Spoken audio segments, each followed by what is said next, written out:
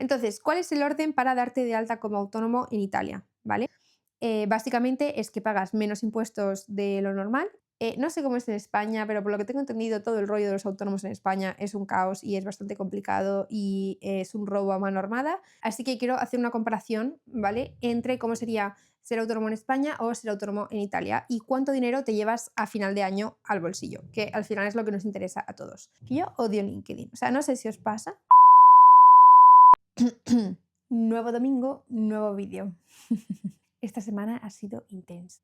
Para empezar, como os conté la semana pasada, llevaba ya más de una semana resfriada y bueno, por fin se me ha pasado el resfriado o estoy en ello, ya me queda poquito, pero nunca me había cogido un resfriado tan fuerte como el que he tenido estos días. Me ha durado más de 15 días y yo no sé qué hay por ahí, pero fatal. No se me pasaba con nada, he estado tosiendo, he estado sonando, me tenía un montón de congestión en la nariz, a un punto en que tosía tanto que por la noche me levanté y vomité un día fatal, fatal, fatal, pero bueno, ya estamos mejor. Conseguí pedir una cita con mi doctora italiana y me mandó un par de cosas que la verdad que no han ido nada mal. Es algo que yo nunca había hecho en España, no sé si igual allí también existe, pero me dijo que me comprase una maquinita donde metes unas gotitas de, pues, yo qué sé, el medicamento que te manda la doctora, que no sé exactamente qué es. Metes ahí unas gotitas en un nebulizador, viene con una mascarilla, te lo pones, lo respiras, haces eso 2 veces al día y la verdad que sueltas todo lo que te tapaba la nariz, pum, pum, pum, para afuera. Así que esto lo estaba haciendo durante... ¿Cuándo empecé? El martes, creo. Y hoy estamos a sábado. Ah, porque este vídeo lo tengo que colgar mañana y lo estoy grabando hoy. Así que, no, sí, ha sido intensa la semana. Es el primer momentito libre que encuentro. Y nada, eso me dio bastante bien. Y aparte de eso, también ibuprofeno. Estoy con ibuprofeno, tengo que estar 7 días haciendo ese tratamiento. Pero bueno, espero que se me pase ya el resfriado para volver a estar bien, volver a estar normal y para descansar mejor. Porque tampoco hemos dormido muy bien, así que si me veis cara de cansada, igual es por cansancio acumulado. Bueno, espero que vosotros estéis bien y nada, vamos a empezar con la temática de hoy. Temática de hoy es terminar lo que empezamos la semana pasada ya para cerrar este capítulo de mi formación, lo que estudié, lo que hago, bla, bla, bla, porque siento que llevo una eternidad de tiempo hablando sobre esto, así que espero no extenderme demasiado hoy y a ver si me da tiempo también hacer el vídeo, editarlo y todo para tenerlo listo para mañana. Bueno, así como recapitulación, en el vídeo pasado hablamos de cuando me mudé, porque yo viví en Chile, me mudé de Chile a España para estudiar el último año de colegio, entré a la universidad en España, estudié diseño de producto y nos quedamos en que me gradué, cuando me gradué de la universidad después de 4 años. Y ahora viene la parte de cómo me fui de Madrid a Milán, que es donde vivo ahora, cuál ha sido todo el papeleo, cuál ha sido todo el proceso, en qué he estado trabajando aquí, cómo he encontrado trabajo, qué tipos de contratos hay en Italia y los contratos con los que he trabajado y tal. Pues eso, para daros un poco de información, pues si hay alguien más que esté interesado en hacer un camino similar y para terminar de contaros, pues eso, mi currículum, ¿no? Lo que empezamos la semana pasada. Bueno, para empezar, lo más importante, cuando terminé la universidad, que la terminé en junio del 2023, creo. Sí, creo que fue el 2023. Es que siempre me bailan las fechas, no sé por qué. Pero bueno, yo me vine a vivir a Italia como en septiembre, más o menos. Es verdad que ese verano estuve viajando por Italia durante unos días con mi novio, pero oficialmente me vine en septiembre. Y me vine sin trabajo, que esa era una como de mis miedos o de mis dudas. Una de las cosas que me echaba un poco para atrás era lo de, bueno, me voy a buscar trabajo allí, no llevo nada preparado, menos mal que sí sabía dónde iba a vivir porque iba a vivir con mi novio, pero pues sí que te causa un poco de incertidumbre saber cuándo vas a empezar a ingresar pasta. Y también cuánto tiempo vas a poder estar viviendo sin hacer nada y con qué dinero y bueno, pues lo típico cuando te mudas, ¿no?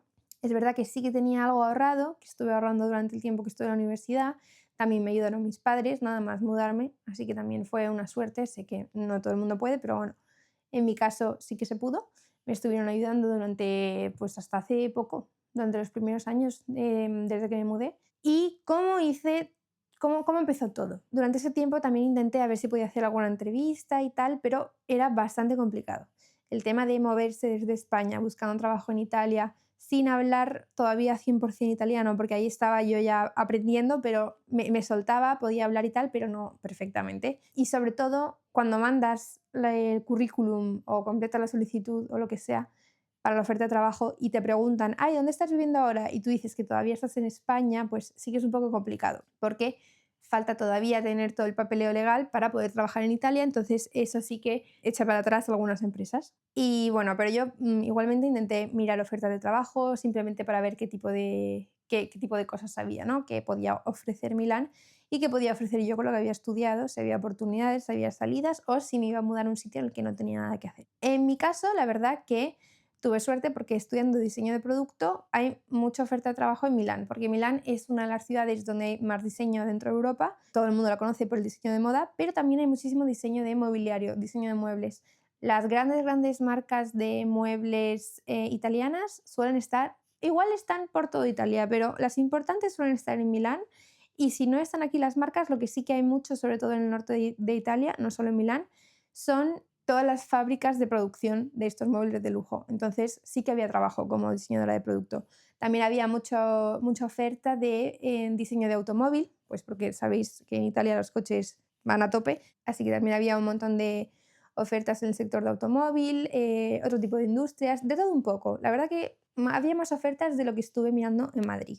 Entonces, eso yo intenté mandar algunas solicitudes, sobre todo a través de LinkedIn, pero lo que hice es que me hice como una tabla de Excel, ¿no? Donde yo iba poniendo todas las empresas que me interesaban, que encontraba. Bueno, es que la búsqueda de empresas fue, la verdad, que bastante creativa, porque para encontrar empresas en las que poder trabajar, empecé a buscar, obviamente, por LinkedIn, ¿no? Pues todas las que tenían oferta de trabajo disponible, yo iba aplicando y cada aplicación que hacía me lo registraba en una tabla de Excel para saber, pues, para tener al día de si me habían respondido, si no me habían respondido, si me habían aceptado, si me habían rechazado. Entonces, todo eso lo iba registrando. Aparte de las que encontraba por LinkedIn, también empresas que me decía la gente que conocía o simplemente marcas. Empecé a buscar marcas que sabía yo que eran italianas, a ver si tenían sede en Milán.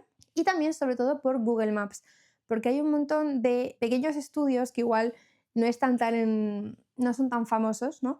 Pero si tú buscas por Google Maps estudio de diseño, pues te salen un montón de estudios. Entonces vas uno a uno por Google Maps mirando a ver qué tipo de estudio de diseño es, porque algunos son de moda, o sea, algunos son hasta de fotografía.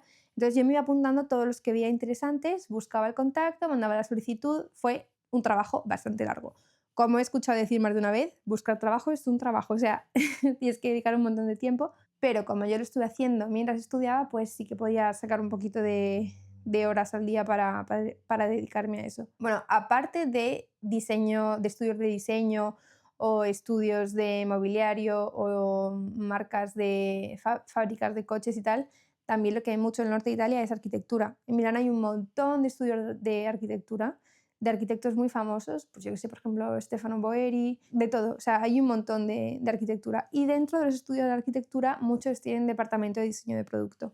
Entonces, ahí también estuve mandando. O sea, no me quedé solo con los estudios de diseño, con las marcas de diseño, sino que también me fui a la parte de arquitectura porque también había bastantes ofertas. Y entre las cosas que pedían las ofertas de trabajo, pues a veces te pedían, obviamente, la carta de presentación, que yo creo que es lo más coñazo que existe, porque tienes que básicamente escribir una carta presentándote, pero no solamente presentándote, sino diciendo por qué quieres trabajar ahí. A veces simplemente porque quieres trabajo, entonces tú aplicas pues, porque te gusta el puesto y tal, pero tienes como que hacerles un poco la pelota a través de la carta de presentación. Entonces yo no le veo tanto sentido. Es verdad que para ellos es muy útil para poder hacer una preselección y decir, vale, pues esta persona sí, esta no, porque nos ha gustado o no, pero yo nunca he sabido bien cómo y mira que en la universidad nos enseñaron a escribir estas cartas en la asignatura de inglés, pero yo nunca le terminé de pillar un poco la idea, ¿no? Pues porque ya tienes el currículum que te cuenta quién es la persona y con eso puedes filtrar bastante. Y la carta de presentación siempre la he visto como una forma de adular todo lo que puedas a la empresa para decirles, me encanta vuestro trabajo, me encanta lo que hacéis, estoy súper apasionada por vuestros proyectos, bla, bla, bla, quiero trabajar aquí. Y a mí eso, sinceramente, yo creo que pues a veces sí que puede ayudar, pero a veces puede resultar muy falso. Entonces yo terminaba siempre escribiendo una, pero yo creo que era la parte que más pereza me daba de las solicitudes de trabajo. ¿Qué me pidieron también alguna vez? Pues algún vídeo de presentación. Una vez me pidieron un vídeo de presentación de 1 minuto en italiano y para grabarlo estuve igual 2 horas y media para grabar 1 minuto de vídeo, porque yo todavía no sabía hablar italiano 100% bien, entonces me lo iba escribiendo, tenía al mismo tiempo a mi novio en FaceTime al lado para que me fuese diciendo cómo pronunciar bien cada frase y tal. Así que sí, también es probable que os pidan un vídeo, obviamente el portfolio, porque eso lo piden siempre. Y bueno, el contacto y a veces eso, información de dónde vives, si estás disponible para trabajar desde Milán o desde el extranjero. También te preguntaban si tienes aquí familia, de todo un poco. Bueno, entonces, como os digo, fue bastante complejo empezar a mandar solicitudes desde España, pues porque aquí no contestaba casi nadie. Y claro, viendo en tu currículum que no tienes experiencia en Italia, sino que toda la experiencia que tienes es en España, pues también igual no eres la primera opción o la primera elección cuando tienen a mucha gente en Milán. Porque eso es otra. En Milán hay muchísima oferta, pero también hay muchísimos estudiantes de diseño. O sea, aquí hay muchas universidades de diseño, muchas universidades de arquitectura, de interiorismo. Entonces también hay muchos candidatos que aplican a todas estas ofertas y aparte de eso, siendo una ciudad tan céntrica dentro de Europa, no hay solamente gente que aplica que sean italianos o que hayan estudiado aquí en Milán, sino que también mucha gente de Europa aplica en Milán pues porque les gusta la ciudad, está bastante céntrico. Y yo lo único que conseguí desde España, o sea, ese año que estuve mirando trabajo desde España sin estar aquí y estuve mandando solicitudes y cosas, lo único que conseguí fue a través de LinkedIn, que yo odio LinkedIn. O sea, no sé si os pasa, pero me parece también, pues como la carta de presentación, LinkedIn es como no sé, no me gusta, no lo veo útil, no lo veo práctico. Es verdad que te dicen, bueno, sí, para hacer networking y bla, bla, bla, y conectar con gente. Yo veo que ahí la gente manda la solicitud de amistad, la gente acepta, pues eso, para tener ahí contactos, ¿no? Pero no sabes ni quiénes son o igual los has visto una vez en tu vida. Y todas las publicaciones que veo que hace la gente en LinkedIn, con respeto, pero sinceramente creo que es bastante postureo, ¿no? Pues tú le pides a ChatGPT que te escriba un texto sobre una temática de algún trabajo bonito que hayas hecho, copia y pega, lo subes, 3 fotos y ya está. O sea, lo veo como igual la red social más para fardar que hay, más que Instagram. Entonces, yo la verdad que no soy muy activa. Igual debería ser más activa en LinkedIn, no lo sé, pero no me termina de convencer. Me parece como, pues sí, o sea, el Facebook de los ejecutivos, pero algo que está, me parece obsoleto, me parece complicado, me parece pesado. Es verdad que sí que he escuchado que muchos recruiters y muchos departamentos de recursos humanos lo que hacen es mirar el muro de LinkedIn, ¿no? El perfil de LinkedIn de los candidatos que mandan aplicación, pues porque a día de hoy LinkedIn es eso, ¿no? Donde tienes tu currículum, donde tienes tu portfolio, pero no, yo sinceramente no creo que porque una persona no tenga su LinkedIn bien completado quiera decir que es una persona que tienes que desechar y ya está. ¿Será porque yo no lo tengo bien completado? Puede ser. Pero me parece un error que se queden solo con tu perfil de LinkedIn. Es verdad que a ellos les quitará mucho tiempo de trabajo y les ayudará a filtrar perfiles, pero a mí LinkedIn me parece, no sé, me parece como muy vacío, ¿no? Si ves el tipo de publicaciones que hace la gente, o son memes antiguos que estaban por Instagram en el 2016, o son textos de ChatGPT, todos copiados, pegados con los mismos emojis y 3 fotos de lo que has hecho en el fin de semana. No lo sé. A la gente le gusta, hay gente que lo odia, hay gente que encuentra trabajo ahí todos los días, hay gente que no encuentra nada. Entonces, mi experiencia con LinkedIn, el primer trabajo que encontré fue a través de LinkedIn y ya. Y el resto, ahora os contaré más adelante, no fue por LinkedIn, pero bueno. No sé qué tanto útil sea a día de hoy. No sé, no he probado otras plataformas de búsqueda de empleo, la verdad. Sí que he mirado en algunas, pues tipo, yo qué sé, Infojobs y ese tipo de plataformas, pero estilo LinkedIn es que no hay muchas. Yo creo que, no sé si es porque no funciona muy bien o igual es que funciona bien, no lo sé, pero a mí no me gusta. Y bueno, lo que os estaba diciendo. Yo lo único que conseguí desde España es que contacté con un estudio de diseño de producto que aparte no estaba muy lejos de donde vivimos y en ese estudio contacté con el CEO y le estuve contando mi caso, ¿no? Pues para preguntarle a ver si tenían vacantes o si tenían algún puesto libre y tal, que yo estaba recién graduada, estaba buscando prácticas o trabajo junior, depende de lo que me ofreciesen y eso, pues si tenían algo. Entonces le escribí el típico mensaje que escribes por LinkedIn y me respondió. Yo no pensaba que me fuese a responder nadie, pero me respondió y me dijo, no, mira, actualmente no tenemos ninguna vacante, no estamos buscando a nadie, pero lo que sí que te puedo ofrecer es que la próxima vez que vengas a Milán, contáctame, vente a la oficina una tarde, una mañana, media horita, tal, y si quieres hablamos, vemos tu portfolio y te decimos a ver si te podemos aconsejar, yo qué sé, algunas mejoras que puedes hacer en el portfolio o te damos algún contacto de algún estudio que sepamos que está buscando perfiles como el tuyo. Y yo dije, bueno, pues la verdad que muy amables, genial. Y así lo hice, ¿no? Le tomé la palabra y la siguiente vez que fui a Milán, que fue sobre enero del 2023, creo, enero-febrero, fui allí, me presenté en el estudio, la verdad que muy majos. Antes, previamente, les avisé, le dije, hola, ¿te acuerdas de mí? Bla, bla, bla, voy a ir a Milán en febrero, tal, me puedo pasar por el estudio, ¿qué días tenéis libres? Así que me fui para allá, me llevé el iPad con el portfolio y la verdad que me atendieron muy majos 2 señores que eran, pues eso, los jefes del estudio, un estudio muy pequeñito que hacían diseño de producto, sobre todo orientado a tema de domótica o productos un poco, sí, sobre todo cosas para la casa, ¿no? Pero no mobiliario, sino tecnología. Entonces les estuve contando, pues eso, el portfolio, los trabajos que había hecho en la universidad, el tipo de estudio que estaba buscando, que me gustaba el tema de la tecnología, estaba buscando diseño de producto, no quería, o sea, lo que más me interesaba era justo el campo que hacían ellos,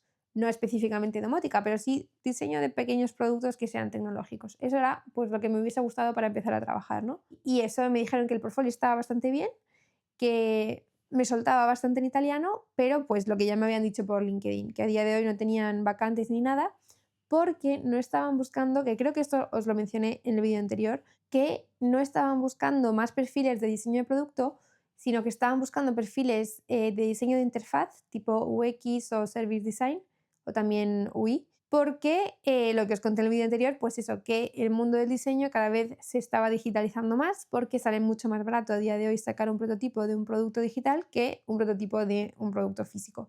Entonces, el estudio entero quería empezar a hacer esa transición hacia lo digital y por eso no estaban pues interesados en mi perfil y tal, pero que se quedaban con mi contacto por si en un futuro necesitaban a alguien de mi perfil, me llamarían y bueno, y estuve ahí con ellos que les presenté el portfolio y unos 5 o 10 minutos que estuvimos mirando juntos en su ordenador, estuvimos mirando otros estudios de diseño de producto que ellos conocían o me recomendaron algunos nombres, porque una cosa es buscar trabajo desde el extranjero, entonces tú puedes buscar empresas que conoces de nombre, de oídas, buscar marcas famosas, buscar empresas que te recomiende gente, buscar en Google Maps, como hice yo, por ejemplo, pero siempre viene bien hablar con gente que trabaje en el país en el que estás buscando porque la gente se conoce, van a ferias, van a eventos, hablan entre ellos, entonces te salen nombres nuevos o trabajos nuevos pues, que tú antes no conocías, ¿no?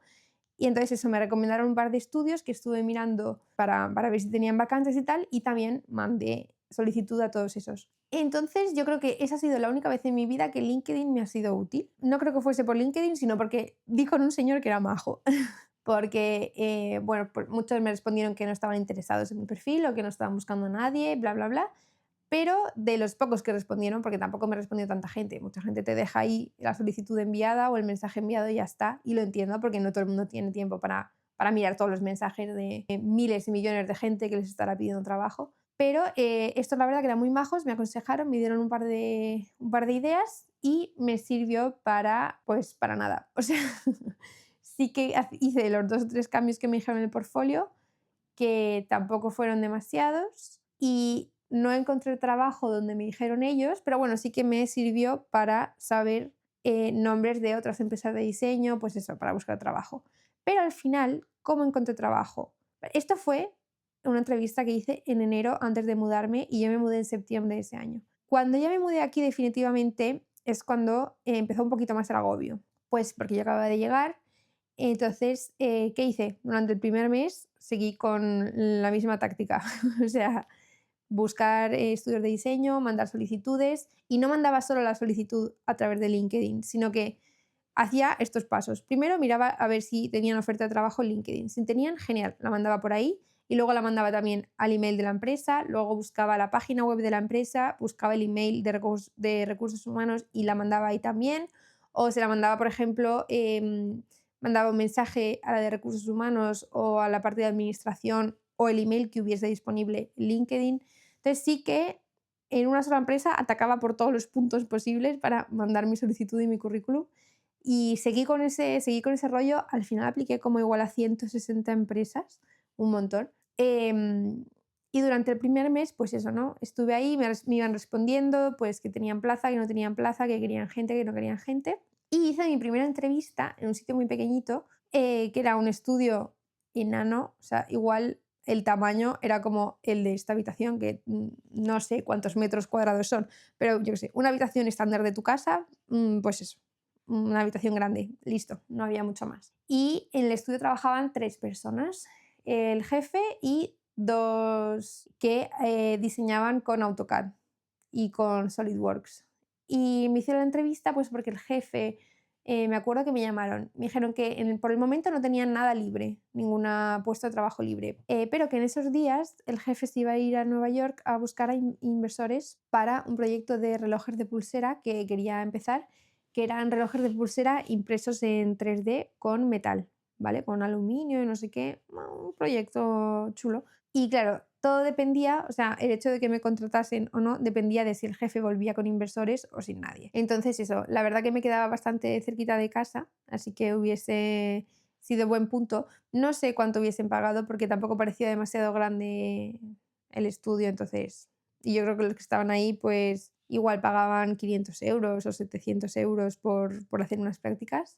Pero bueno, el caso es que volvió el hombre de Nueva York y no me volvió a escribir, así que imagino que no volvió con inversores. Así que esa fue la primera entrevista que hice la tercera semana desde que me mudé a Milán. O sea, en un mes estuve buscando trabajo, la tercera semana hice esa entrevista y después de esa entrevista, 2 días después, me contestó otro de los estudios donde había mandado mi currículum y mi portfolio. Y era un estudio de diseño de muebles y bueno, me pidieron que fuese a dar una entrevista allí, fui, di la entrevista y allí fue donde me contrataron para mi primer trabajo, el primer trabajo oficial que tuve después de graduarme. ¿Cómo era un poco, cómo funcionaba este estudio? Bueno, pues era un estudio de diseño inmobiliario, principalmente diseñábamos mobiliario. Era un estudio de un diseñador, ¿vale? Un diseñador que, pues, que tenía su sede aquí en Milán, porque dentro de los estudios de diseño tienes estudios de diseño que hacen diseño para marcas directamente, entonces es como un estudio con mucha gente que diseña para marcas, y también tiene los estudios de diseñadores que tienen su propio nombre personal, ¿no? Su marca personal, que diseñan para marcas, entonces tipo diseño de autor. En este caso era eso, ¿no? Pues era un diseñador famoso de diseño de muebles. Aunque aparte de muebles también hacíamos, por ejemplo, objetos de deporte pues para Tecnogym, de maquinaria de gimnasio y tal, de todo un poco, pero principalmente hacíamos mobiliario. Y en este caso diseñábamos para marcas bastante importantes, bastante gordas, porque eran todas del sector del lujo, ¿vale?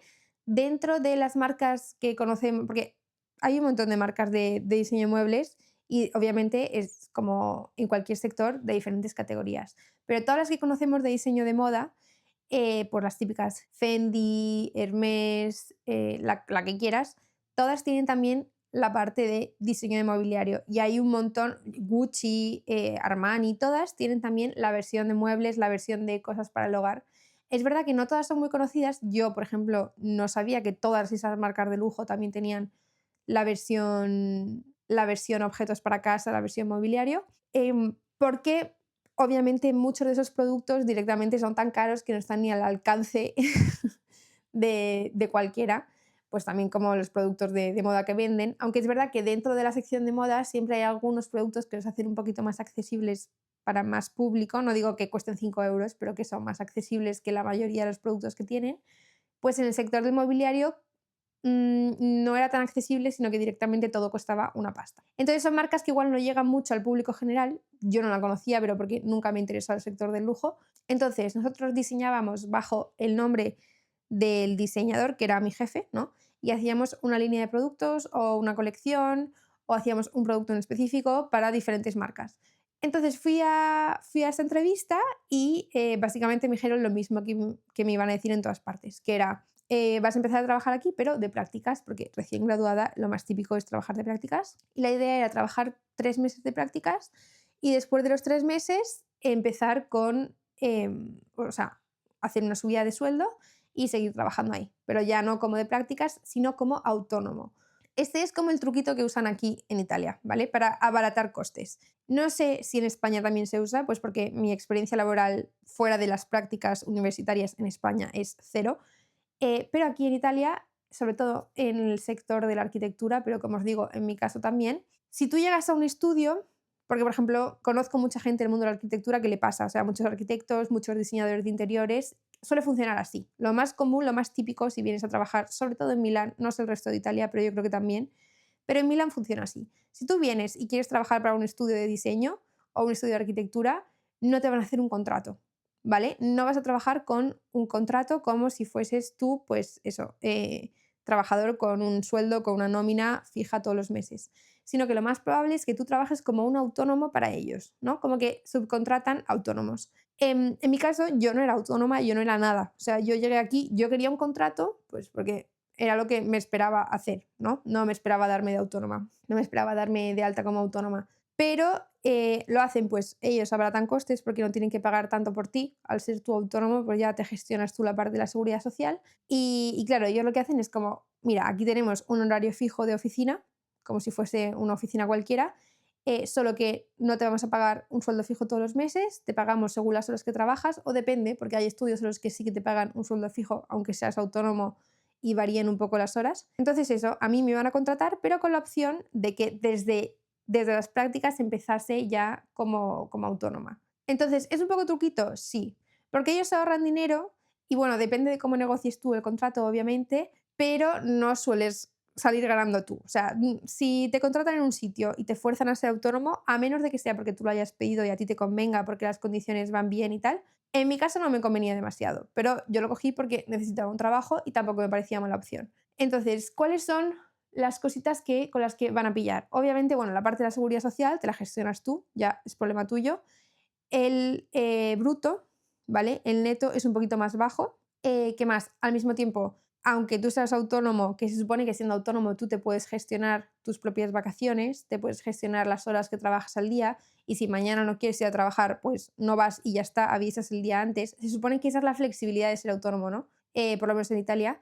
En este caso, si trabajas como autónomo dentro del estudio, está esta regla no escrita en la que, por el hecho simplemente de que te están dando trabajo y tú estás aceptando esas condiciones, porque no firmas ningún contrato. O sea, tú eres autónomo y ya está. Y a final de mes te hacen la transferencia, tu factura de las horas trabajadas y listo. Pero existen estas reglas no escritas que, pues obviamente, no te gestionas tú las vacaciones, sino que acatas las vacaciones que se fijan en tu estudio y también tampoco tienes tanta libertad de horario, ¿vale? Trabajas como si fuese una oficina normal y con el calendario que tengan ellos. Entonces, al final es trabajar como si fueses con contrato, pero simplemente que estás como autónomo, entonces te lo gestionas tú. Hay gente que le funciona y hay gente que le conviene, entonces genial. Hay muchísima gente que trabaja así aquí y bueno, a muchos les conviene, a muchos les funciona.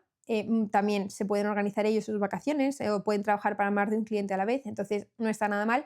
Pero en mi caso, a mí no me convenía demasiado, ¿vale? Porque tenías como que respetar, tenías eh, todo lo malo de ser autónomo, pero los beneficios de ser autónomo como que no existían. Y claro, si de repente yo tenía baja laboral por lo que fuese, o yo qué sé, baja por maternidad, que no es el caso todavía, o vacaciones o lo que fuese, eso no me lo cubrían. Pero mi jefe, por ejemplo, tampoco tomaba en cuenta, aunque fuésemos autónomos, tampoco se contaban las horas extras que se hacían. Entonces era como líneas bastante difusas, pero bueno, que terminé aceptando porque quería un trabajo, básicamente. Y bueno, en este trabajo me dijeron que sí el mismo día en el que fui a dar la entrevista, me preguntaron que les contase uno de los proyectos del portfolio, obviamente hicimos la entrevista en italiano, me preguntaron si sabía inglés, les dije que sí, no me hicieron una parte de entrevista en inglés, aunque la podrían haber hecho porque hay entrevistas en las que lo hacen. Y también me preguntaron que cuáles eran mis razones para estar en Italia, pues para asegurarse que no me fuese en unos meses. Ups. Y bueno, pues eso, dije que yo estaba aquí con mi pareja, bla, bla, bla. Me dijeron si. Me hicieron preguntas, pues más tipo, ¿tienes familia aquí, tal? ¿Estás estable? Para saber cuál era mi estabilidad en Italia, ¿no? Y bueno, después de la entrevista me cogieron directamente y me dijeron, vale, pues el lunes que viene empiezas a trabajar. Así que yo tenía ese fin de semana para organizarme, tal. Y claro, yo en un fin de semana no me puedo dar de alta como autónoma. Es verdad que no es tan complicado. En Italia es bastante fácil. No sé cómo es en España, pero por lo que tengo entendido, todo el rollo de los autónomos en España es un caos y es bastante complicado y es un robo a mano armada. Pero en Italia es bastante fácil, pero aún así no me daba tiempo hacerlo en un fin de semana. Entonces, ¿cómo empecé yo a trabajar? Pues yo empecé a trabajar el 2 de noviembre o algo así, justo después del puente de Halloween, de Todos los Santos, del 2023. Empecé a trabajar ahí y en Italia existe una cosa que no sé si en España también, pero se llama prestación ocasional. Entonces es que tú puedes trabajar para otra persona como si fuese de autónomo, ¿vale? Pero no es siendo autónomo, hasta un límite de 5.000 euros al año. Entonces, ese tiempo que trabajes no puedes superar los 5.000 euros.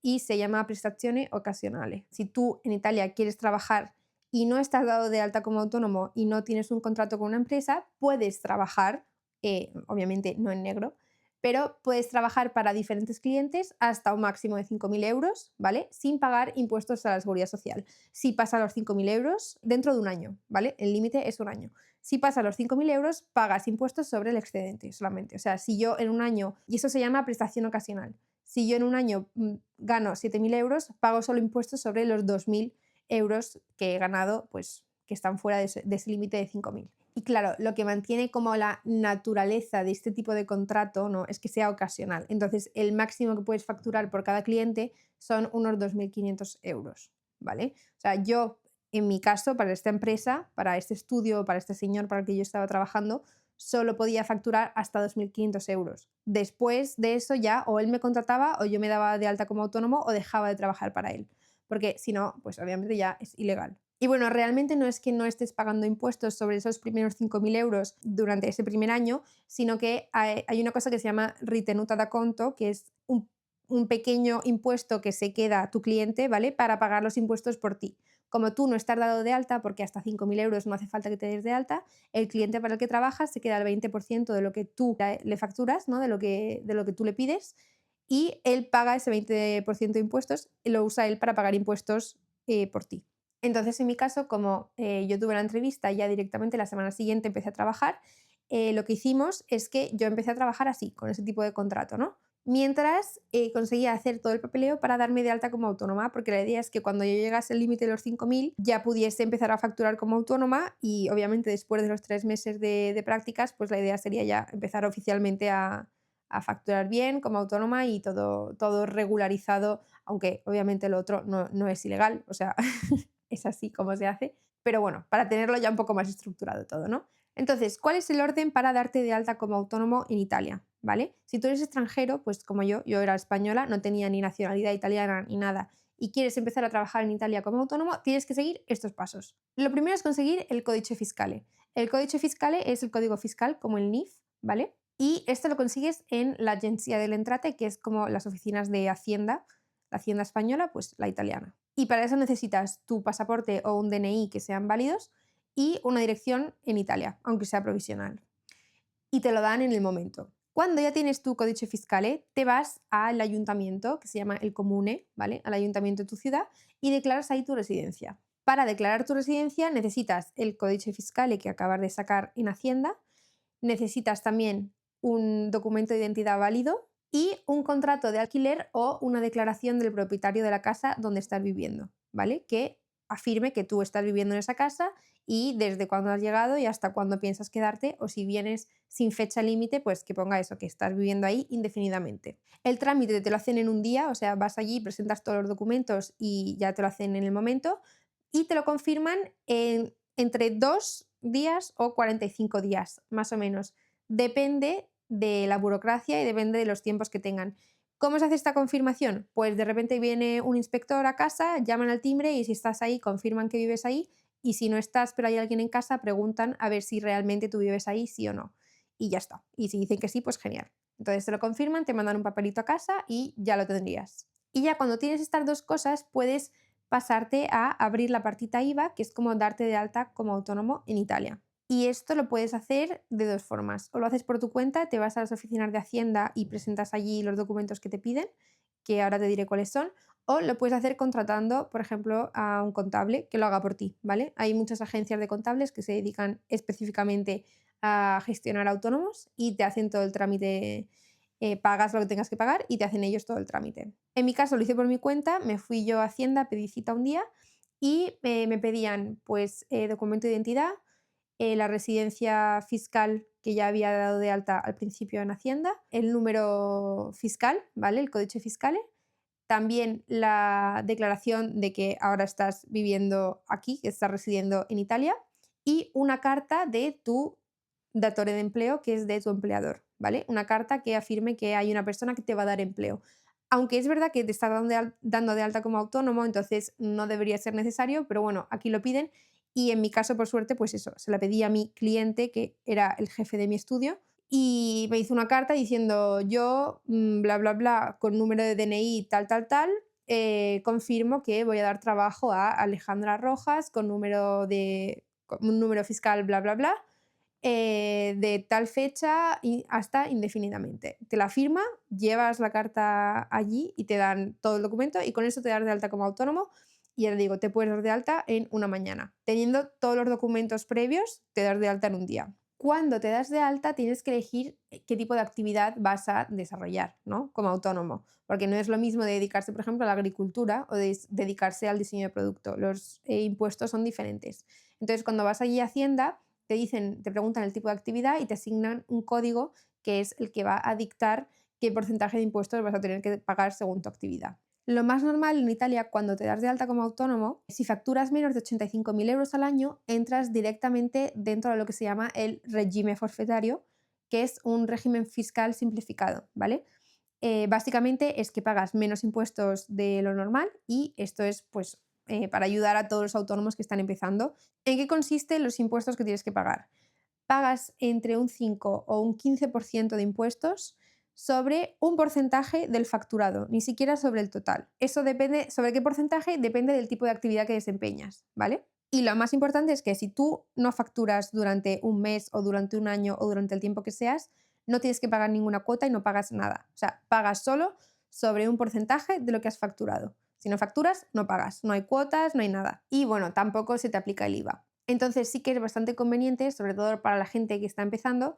Y bueno, de hecho creo que es una de las cosas que más gente ha atraído, más extranjeros y más emprendedores han atraído a Italia en los últimos años. Todo el tema de esta baja tasación durante los primeros años de trabajo como autónomo. Y en mi caso, por ejemplo, con mi codice Ateco, que es el tipo de trabajo, tipo de sector al que pertenezco, yo durante estos primeros 5 años solo pago el 5% de impuestos sobre el 78% de lo que facturo.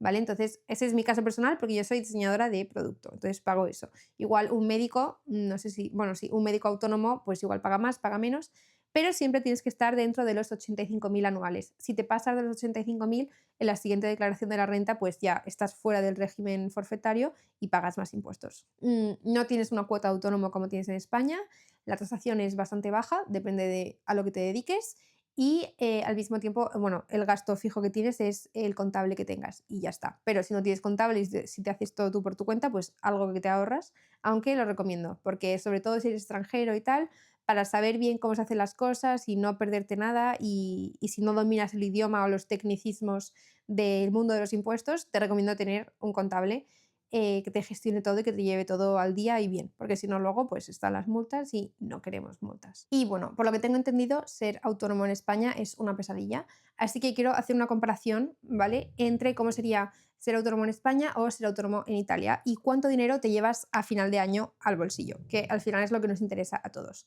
En Italia, como os he dicho, estar dentro del régimen forfetario. Entonces, solo pagas entre un 5 o un 15% de impuestos sobre un porcentaje de lo que hayas facturado y ese porcentaje varía del trabajo al que te dediques, ¿vale? En mi caso, que soy diseñadora, pago sobre el 78% de lo que he facturado.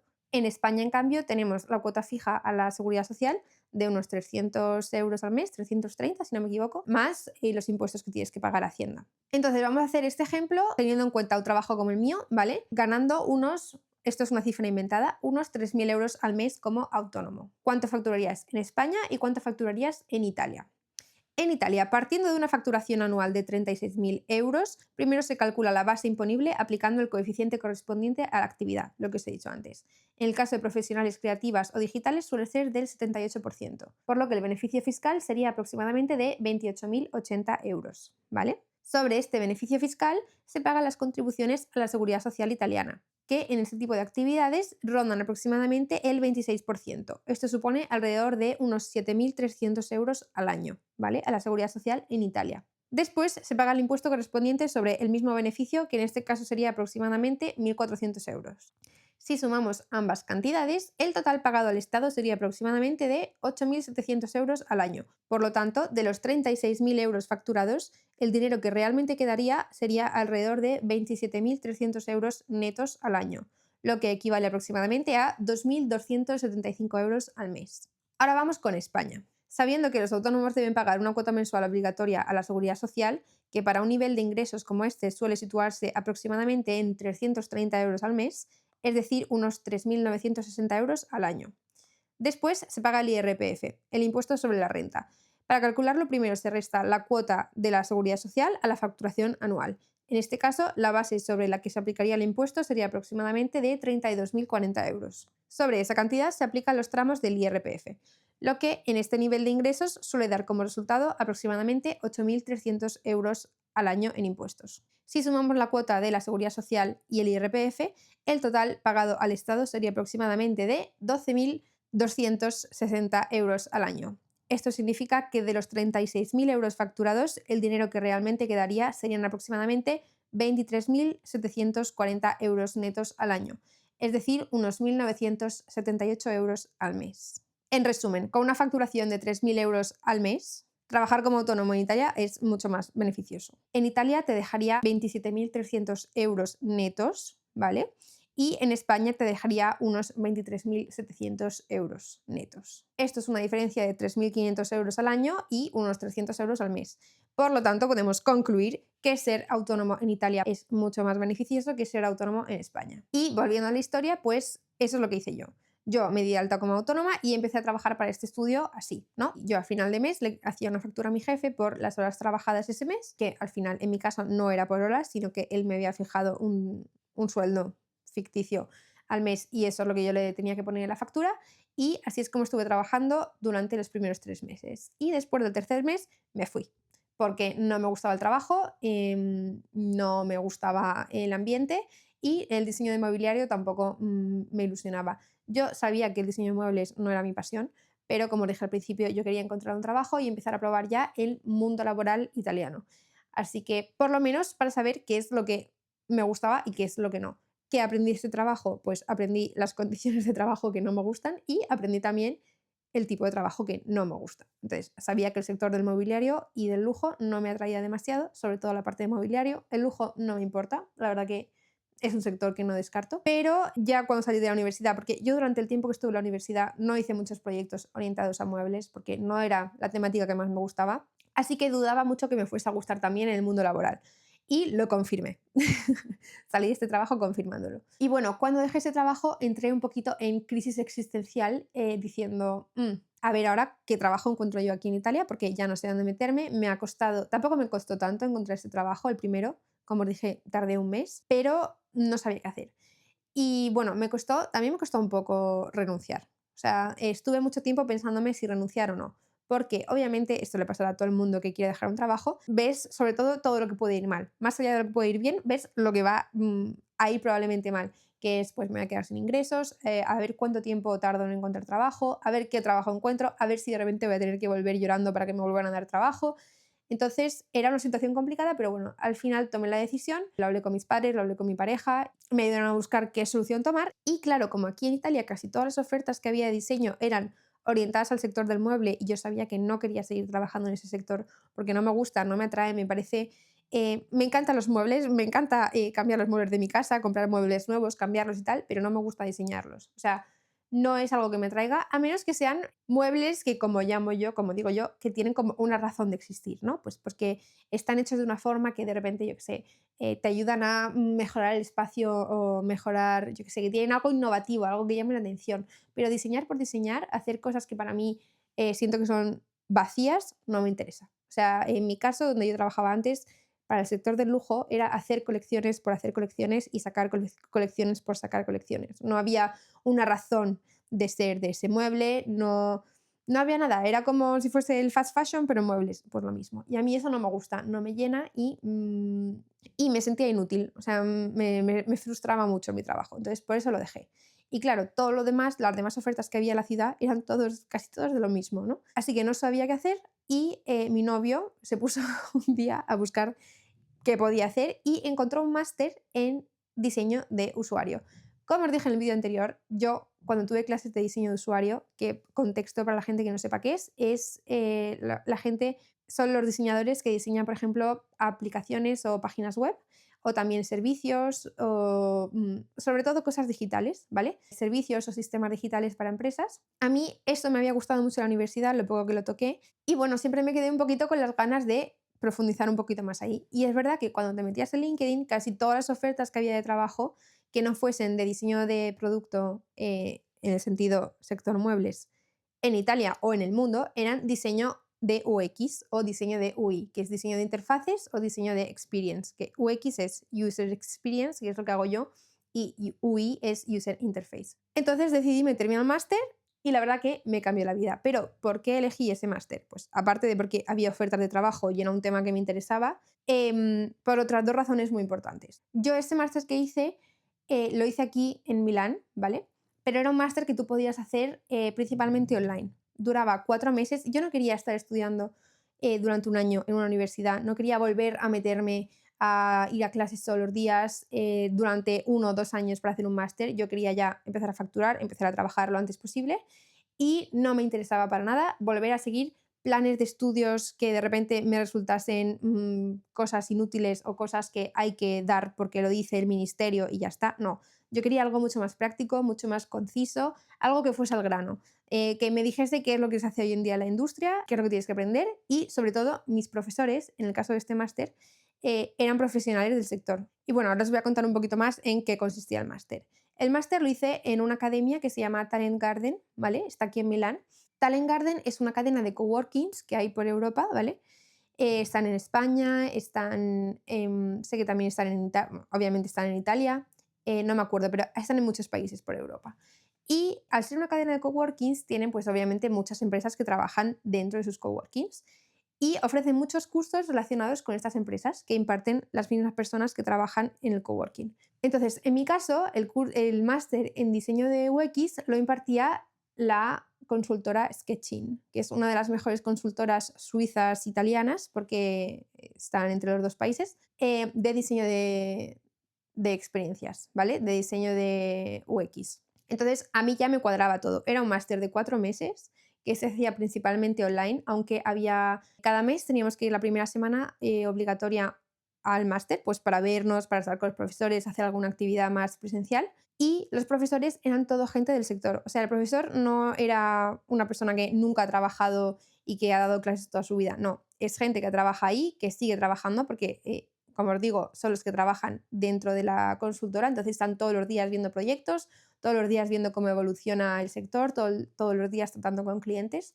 Y a mí me parecía mucho más práctico esto que igual meterme a estudiar un máster en una universidad en la que igual los profesores nunca han trabajado en el sector, sino que simplemente han dado clases toda su vida y no están tan actualizados como pueden estar gente que trabaja todos los días con clientes, que negocian, que ven lo último del mercado, etcétera, etcétera. Entonces, elegí el máster principalmente por eso. Y lo más importante es que dentro de ese máster, al ser una red de coworkings, tienen muchísimos contactos, porque hay muchísimas empresas que trabajan con ellos.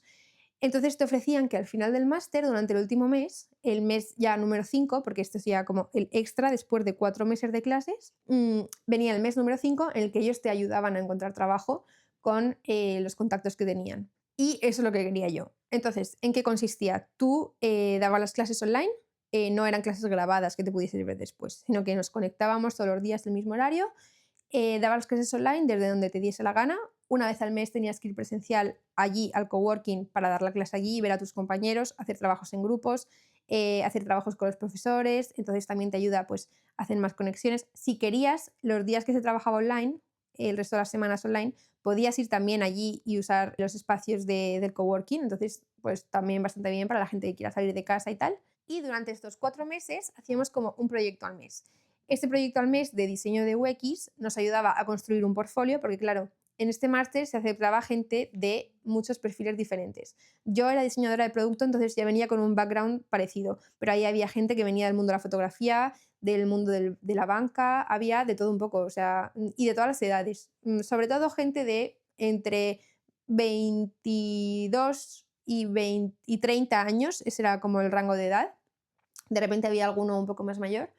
Pero eso, podía entrar casi cualquiera, ¿no? Había mucha gente de marketing, podías venir de cualquier sector, te aconsejaban que fuese lo más cercano posible al mundo del diseño de experiencias, pero sí que pues había una variedad de perfiles bastante amplio. Entonces, claro, mucha de esta gente, pues por ejemplo, la chica que venía del mundo de la fotografía, era gente que no tenía un portfolio previo en el mundo del diseño. Y claro, si tú entras y en 4 meses tienes que conseguir trabajo y no tienes proyectos para formar un portfolio para conseguir trabajo, se te va a complicar mucho. Entonces, una de las ventajas es que en el máster te ayudaban a construir 4 proyectos fuertes, 4 buenos proyectos durante esos meses para después, el quinto mes, encontrar trabajo teniendo un portfolio sólido. Y bueno, y a mí me gustó eso, ¿no? Pues que estaba muy bien estructurado y estaba enfocado en salidas laborales. Así que dije, pues ya está, ni lo pienso más. Es verdad que el máster tiene diferentes precios. Hacen varias ediciones al año, porque hacen como 2 o 3 ediciones al año, porque como dura 4 meses, les da tiempo a hacer varios cursos. Se hace solamente o sea, no tiene segundo año, sino que lo haces una vez y ya está, ya te dan el título y listo. Obviamente te dan el título no solamente por haber pagado el máster, sino se aprueban los proyectos y también con la asistencia. Tienes un mínimo de asistencia, creo que podíamos faltar en total 4 días en todo el máster, ¿vale? Así que eso había que respetarlo también. Y bueno, pues los precios varían porque si tú te inscribes en la semana en la que lanzan la nueva promoción del máster, los precios son más bajos, creo que eran como unos 6.000 euros, y según más tardas y más se acerca la fecha en la que empieza esta edición a la que te quieres inscribir, más suben los precios. Yo lo pillé cerca de casi los 10.000 euros, si no me equivoco. Y bueno, también hay becas, no sé cómo funcionan porque no me dio tiempo ni a mirarlo, porque como os digo, yo dejé el trabajo y a los 3 días empecé el máster y me inscribí en esos últimos 3 días que había de plazo, porque lo descubrí, nada, una semana antes de que empezase el máster. Así que también sé que hay becas, no sé cómo funcionan porque no me dio tiempo ni a mirarlas y ya estaban, ya las habían dado, ya las habían repartido las becas, pero creo que eran o por proyecto o por excelencia académica.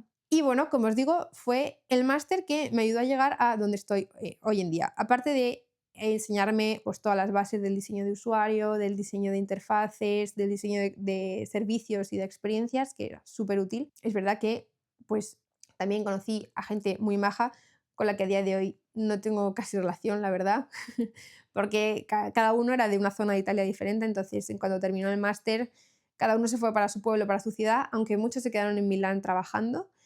Y sobre todo lo que más me gustó es eso, que me ayudaron a conseguir trabajo. Y bueno, ¿en qué consistía este último mes en el que te ayudaban a conseguir trabajo? Ellos lo llaman Career Boost, ¿vale?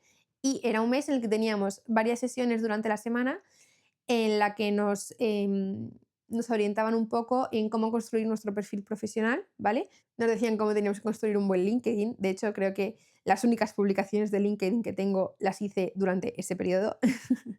También cómo construir un buen portfolio, cómo construir un buen currículum y cómo orientar el currículum o el portfolio dependiendo de la industria a la que te quieras dirigir. Y también te ayudaban a hacer una sesión uno a uno, tú con la orientadora, para identificar bien cuál es tu perfil y a qué tipo de industrias encajas mejor. Pues si eres más un perfil de consultoría o si eres más un perfil, yo que sé, de banca, depende. Y bueno, como os decía antes, ellos tienen una lista muy grande de contactos, están bastante actualizados porque muchas de las empresas que trabajan con ellos y empresas que no trabajan con ellos, pero que los tienen como contactos, tienen como una lista actualizada de todas las vacantes disponibles que tienen en el área del diseño de UX y las empresas van a Talent Garden a buscar personas que contratar directamente, porque saben que la formación es buena, que es una formación impartida por gente del sector, por una de las mejores consultoras, entonces se fían también. Y mucha gente, casi todos al final terminan trabajando pues, dentro de estas empresas que tienen en su red de contactos.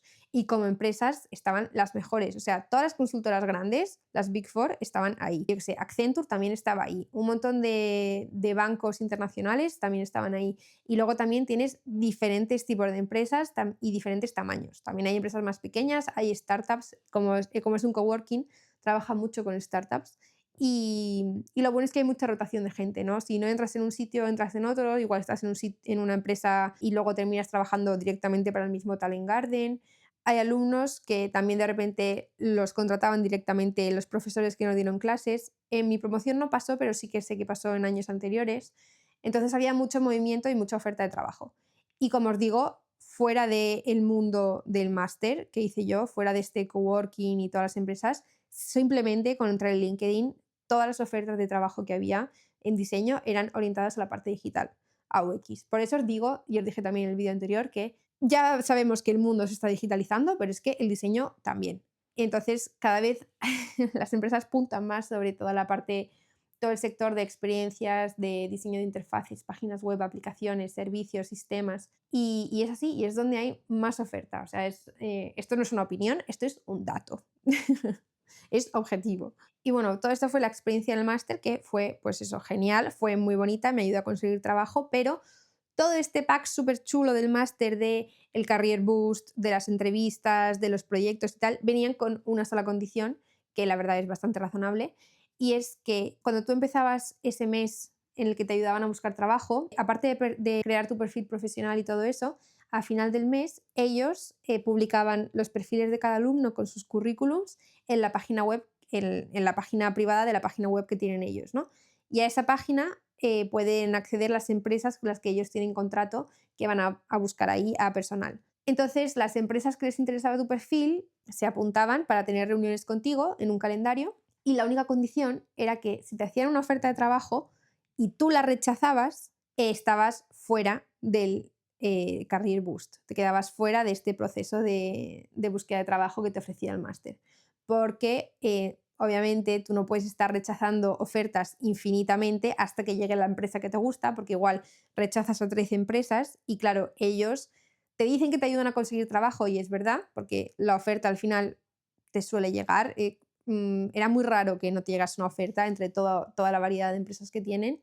Es verdad que sí que hubo gente de mi generación que se quedó sin ninguna entrevista o sin ninguna oferta, pero pocos. Y tampoco éramos tantos en clase, igual éramos unos 25, algo así. Pero claro, tú no puedes estar rechazando ofertas simplemente porque no te gusta y ya está, o porque te van a pagar poco, que en la vida real, si fuese por conto propio, pues sí, si no te gusta, lo cancelas y ya está. Pero dentro de los términos y condiciones de este máster, si tú rechazabas, te quedabas fuera, porque ellos no van a estar buscándote tu trabajo ideal, porque al fin y al cabo no es su trabajo, ¿vale? Entonces, en mi caso, yo hice 6 entrevistas en 2 semanas, ¿vale? La verdad que me apuntaron bastantes entrevistas, pues porque eso, dentro de los perfiles de mi promoción, era un perfil que también tenía un background en diseño de producto y había estudiado 4 años de universidad de eso, y eso no lo tenía todo el mundo. Éramos muy pocos los alumnos que veníamos también del mundo del diseño, y eso gustaba mucho a las empresas. Entonces, tuve varias entrevistas y el problema fue que yo le gusté mucho a los 2 primeros que me hicieron entrevista, pero a mí ellos no me gustaban porque no estaban en Milán. Uno estaba en Módena, que está como a 2 horas de Milán, y el otro estaba en Brescia, que está, pues eso, como a 1 hora en coche de Milán. Y yo no tengo coche. Así que claro, mi miedo fue que a mí todavía me quedaban otras 4 entrevistas por hacer, y estos yo ya sabía que les había gustado, entonces yo decía, ¿qué hago? ¿Hago la reunión mal directamente para que no me pillen? Pero ya habían visto mi portfolio, ya habían visto mi perfil, les gustaba y pues me dieron 2 ofertas de trabajo. ¿Cuál fue el truco que apliqué? Les pedí una semana de tiempo para pensarme la oferta de trabajo y en esa semana continué haciendo entrevistas. Entonces yo no rechacé esas ofertas que me hicieron al principio, simplemente retrasé la respuesta. Esperé a terminar todas las entrevistas y de la entrevista número 4 o 5 que hice fue la empresa que yo quería, que es donde trabajo a día de hoy. Entonces, spoiler, ya sabéis cómo termina la historia. ¿Qué pasó? Yo hice la entrevista, una de las últimas que hice fue en la empresa en la que yo estoy trabajando a día de hoy. Y a mí me encantó la empresa, me gustaban las condiciones, me gustaba todo. Pero ellos no estaban buscando a nadie para ese momento, estaban solamente mirando perfiles porque decían que igual, todo esto fue en junio, y decían que igual en agosto o septiembre se abría alguna vacante nueva. Pero claro, si no me hacían una oferta, pues yo me quedaba fuera de todo este proceso de selección que me ofrecía el máster y sin ninguna oferta de trabajo.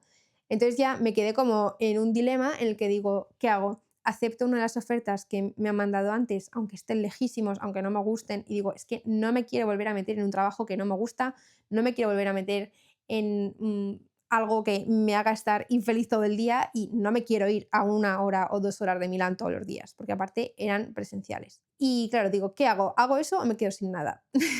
Así que dije, me quedo sin nada. Entonces hice la entrevista con la empresa en la que trabajo hoy en día, me gustó muchísimo y enseguida, en cuanto terminé la entrevista, les escribí un email.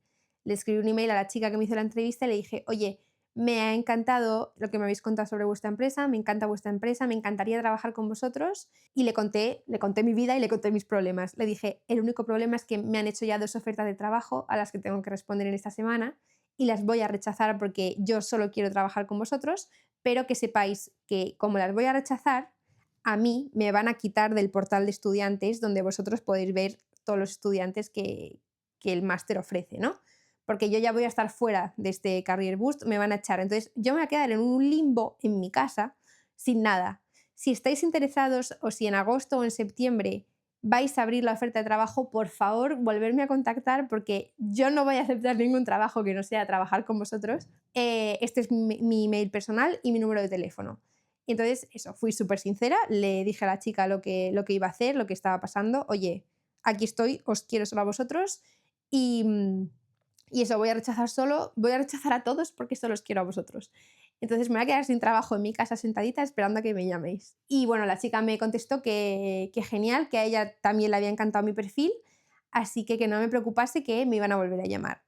Y, y claro, yo aquí ya empecé a llorar, porque claro, yo hablé con la señora del máster, con la de recursos humanos, y le dije, oye, me quedo sin ninguna oferta, he hecho varias entrevistas y me han ofrecido 2 ofertas de trabajo, pero las voy a rechazar porque no quiero trabajar allí. Así que eso, muchas gracias por haberme ayudado y tal, pero bueno, me quedo sin nada. Y claro, la chica le dio un poco de rabia y me dijo, jope, me dice, te han ofrecido estas cosas que están muy bien las ofertas, pero entiendo que no las quieras. Me dijo, me da mucha rabia tenerte que echar de este proceso de selección, pero eso las reglas. Le dije, vale, no pasa nada, obviamente lo entiendo y es así y ya está. Así que me quedé en mi casa y durante un par de días me quedé súper chafada y bastante preocupada porque digo, jope, es que dejé mi trabajo anterior. He tenido que pagar este máster que, bueno, spoiler, no lo pagué yo porque todavía no tenía dinero, así que me lo pagaron mis padres. Y digo, otra vez, hemos hecho este esfuerzo para nada porque ahora no tengo trabajo. Y digo, me he quedado así un poco en la nada, he arriesgado todo esto y ahora, quién sabe, igual me llaman, igual no me llaman, otra vez como en la incertidumbre, ¿no? Y a los 2 días de dejar el proceso de selección, me mandaron un email desde la empresa a la que le dije que me había gustado mucho, que solamente quería trabajar con ellos. Me mandaron un email para hacer una segunda entrevista. Hice la segunda entrevista, les gusté mucho, bla, bla, bla. Me mandaron otro email para hacer la tercera entrevista. Y ya la tercera entrevista era la última en la que me entrevistaba pues, con mi jefe a día de hoy y la de recursos humanos de la empresa. Y ya, y me dijeron que sí. Entonces, en un mes, esto fue justo a principio de las vacaciones, más o menos, conseguí trabajo otra vez. O sea, dejé el máster y volví a conseguir trabajo en un mes. Así que he tenido suerte, pero no es lo más normal. Y yo lo he vivido bastante preocupada, pues como todo el mundo que busca trabajo y no tiene trabajo en ese momento, pero al final me ha solido salir bien y he terminado consiguiendo siempre trabajo en un mes desde empezar a buscar. Al principio fue pues cuando me mudé a Milán, que estuve un mes buscando y encontré, y aquí fue cuando dejé el máster, dejé el proceso de selección y todo, y en un mes ya me habían contratado. Así que en septiembre, después del verano y tal, yo súper contenta con mi contrato en la mano y tal, en septiembre empecé a trabajar y aquí estoy a día de hoy, o sea, en septiembre del 2024 y estamos a 2026. Llevo ya un año y algo trabajando en esta empresa y estoy súper contenta. Así que eso, arriesgué la parte de cancelar y rechazar las ofertas, pero yo tenía muy claro que quería trabajar solo donde estoy a día de hoy, así que estaba dispuesta y dije, pues ya está. Aparte, los otros sitios no me convencían, no solamente porque estaban muy lejos, porque es que era invivible. O sea, no había forma de conectar bien el ir al trabajo todos los días allí, volver a casa. No había suficientes horas en el día para hacer tanto trayecto. Y bueno, yo sé que mucha gente me dirá, ay, pues yo me hago más horas al día. Pues muy bien por ti, pues me parece genial, te voy a dar una chapita, un like y una estrellita en la frente. Pero yo no lo iba a hacer y pues ya está, lo cancelé y me salió bien al final. ¿Me podría haber salido mal y me podría haber quedado sin trabajo y habiendo pagado 10.000 euros? Sí. ¿Me salió bien? Pues sí, pues también, pues ya está. Pues ¿para qué vamos a llorar? Es que salió bien al final, ¿no? Así que nada, a día de hoy estoy en esta empresa que es consultora y estoy muy contenta. Trabajo con diferentes clientes, cada 1 o 2 meses tengo proyectos nuevos o más de un proyecto a la vez. En el mundo de la consultoría, ya os lo he dicho, me encanta. Pues ¿por qué eso? Porque de repente tengo que trabajar para, yo qué sé, el sector de los trenes y al día siguiente tengo que trabajar para una empresa de telefonía o tengo que hacer algo para el ministerio o tengo que hacer algo para las Olimpiadas, yo qué sé. Entonces, es estar siempre en constante evolución, aprendiendo cosas nuevas, metiéndote en sectores diferentes y haciéndote como una mini experta de cada sector para cada proyecto. Y me parece pues súper dinámico, súper entretenido, no sé, es justo lo que estaba buscando. Y encima la empresa está genial, mis compañeros son un amor, son todos majísimos, el ambiente está muy bien, compagina muy bien la parte de trabajar online con trabajar en presencia, entonces eso me gusta mucho porque también me da mucha flexibilidad y me permite ir y venir a España más o menos cuando quiero. Así que estoy muy contenta. Y en esta empresa no fue como en el estudio en el que trabajaba antes. Aquí no trabajo como autónoma. Aquí tengo un contrato, tengo mis condiciones laborales, mis bajas y tal. Y confrontándolo bien, me conviene mucho más si estoy trabajando para alguien que tiene unas condiciones fijas, pues por ejemplo como vacaciones, horario o lo que sea. En mi caso me conviene más estar con contrato que estar como autónoma. Pero yo en Italia no me he dado de baja como autónoma porque, como os dije antes, como no tengo que pagar ninguna cuota, si yo facturo 0 euros, pago 0 euros. El único gasto que tengo es mi contable. Y mi contable, de todas formas, lo uso, así que lo tengo ahí y no me molesta. Entonces, eso, yo sigo siendo autónoma en Italia. Cuando me salen a veces algunos trabajos para clientes fuera, pues lo hago yo por mi cuenta como autónoma, pues algunos trabajos de diseño de producto y tal.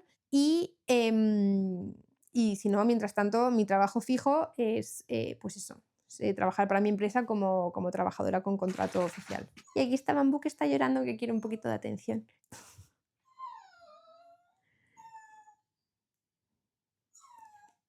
Así que nada, ese es mi currículum hasta hoy, ¿vale? Eso es lo que he estado haciendo desde que me fui de España, en eso es lo que estoy a día de hoy. He grabado otra vez 2 horas de vídeo, pero estoy segura de que va a ser menos esta vez, porque ha habido cosas que tengo que cortar, silencios muy largos y tal. Así que intentaré editarlo ahora, para subiroslo mañana.